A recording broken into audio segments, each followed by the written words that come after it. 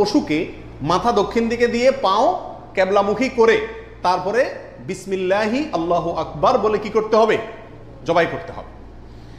জবাই করার ক্ষেত্রে সাধারণত পশুর কানকে গলার দিকে টেনে ধরলে যে জায়গায় এসে কান থামে ওই জায়গা বরাবর যদি ছুরি চালানো হয় তাহলে খুব দ্রুত পশুর জবাই হয়ে যায়, কষ্ট কম হয়, হাঁডি টাডির উপরে যায় না সাধারণত। বাকি এই জায়গাটা ধরে যেখানে হাড্ডি নেয় সেখানে ছুরি চালানো এবং পশ্চিম দিকে ফিরিয়ে দক্ষিণমুখী করে করা। যদি কেউ অন্য কোনো দিকে ফিরে করে ফেলে তাহলেও তার কোরবানি হয়ে যাবে, কিন্তু এটা সুন্নাহর খেলাফ হলো।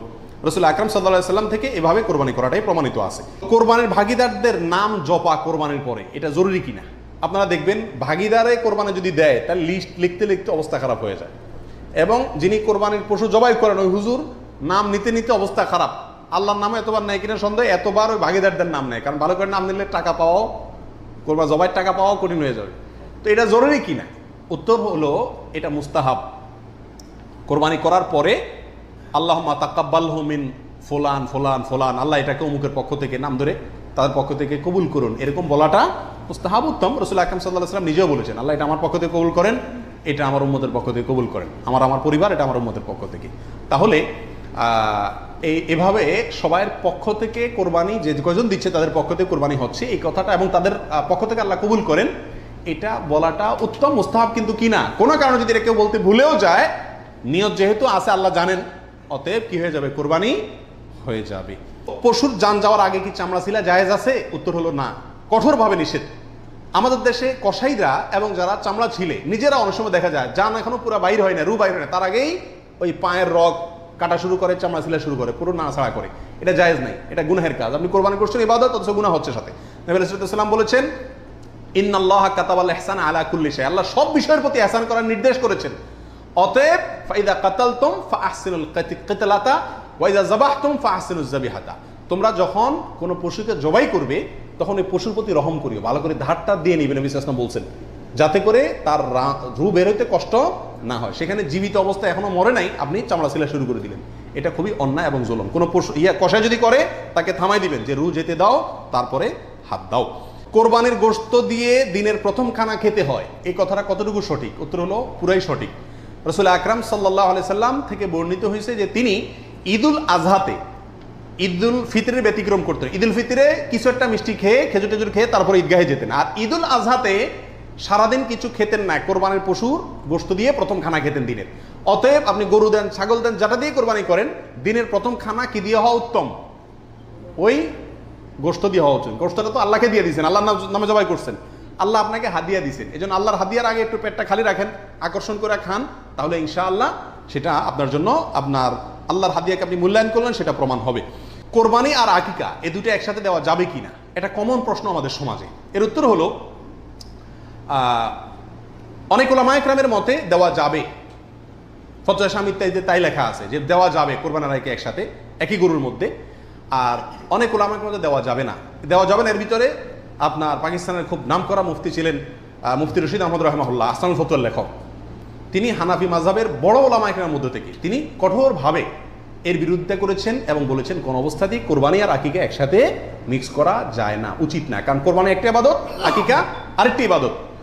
আর তাছাড়া গরু এক অংশে একাধিক ব্যক্তি দিতে পারবে, এটা কোরবানির ক্ষেত্রে নবী সাল্লাল্লাহু আলাইহি ওয়াসাল্লাম বলছেন, আকিকার ক্ষেত্রে বলেন নাই। সেই জন্য কোরবানি এবং আকিকা পৃথক হওয়া উচিত। একই দিনে হতে পারে, কিন্তু গরুর অংশে কোরবানির না, এই আকিকার কারণ নামের অংশ থাকা উচিত না। এই মতটা বেশি শক্তিশালী এবং বেশি সতর্কতামূলক।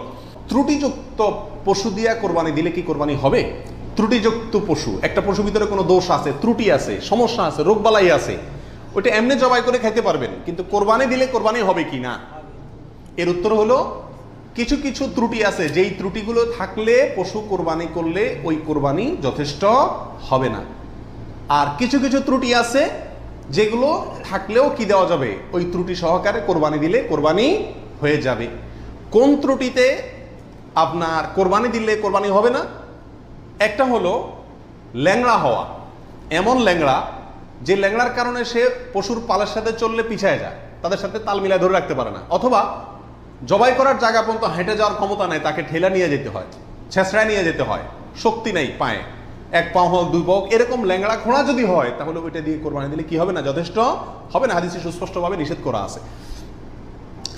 আরেকটা হলো যে এই পরিমাণ রুগ্ন, অসুস্থ, রোগা, যে রোগার কারণে সে চলাফেরা করতে পারে না, বা ওই যে হাঁটার শক্তি নেই, প্রচন্ড রোগা, দুর্বল, সেটা দিয়ে কোরবানি দিলেও কি হবে না? কোরবানি হবে না। আরেকটা হলো যে অন্ধ, এমন অন্ধ হয়, চোখ কানা অথবা চোখ অন্ধ, অথবা চোখে এমন সমস্যা আছে যে সমস্যার কারণে সে দেখে না, স্বাভাবিকভাবে ঘাস টাস রাখলেও সে বুঝে না কোনটা কি, অথবা ওই জায়গা পর্যন্ত দেখে একা একা যেতে পারে না, উষ্ঠা খায়, তার মানে চোখে বড় সমস্যা আছে, এরকম থাকলে এটা দিয়ে কি হবে না? কোরবানি হবে না। একটা শিং অথবা দুইটা শিং গোড়া থেকে উঠে গেছে, একেবারে গোড়া সহ উঠে গেছে, এরকম যদি হয় ওইটা দিয়ে কোরবানি দিলেও কোরবানি হবে না। তবে যদি সামান্য হয়, সামান্য কান কাটা, সামান্য শিং ভাঙা, সামান্য একটু পায়ে সমস্যা, সামান্য একটু অসুখ বিসুখ আছে, এরকম যদি হয় সেগুলো দিয়ে কোরবানি দিলে কি হবে? কোরবানি হয়ে যাবে। অর্থাৎ ত্রুটি যদি ছোট হয় সমস্যা নাই, বড় ত্রুটি যদি হয় তার কারণে কি হবে না? ওই পশু দিয়ে কোরবানি দিলে কোরবানি যথেষ্ট হবে না।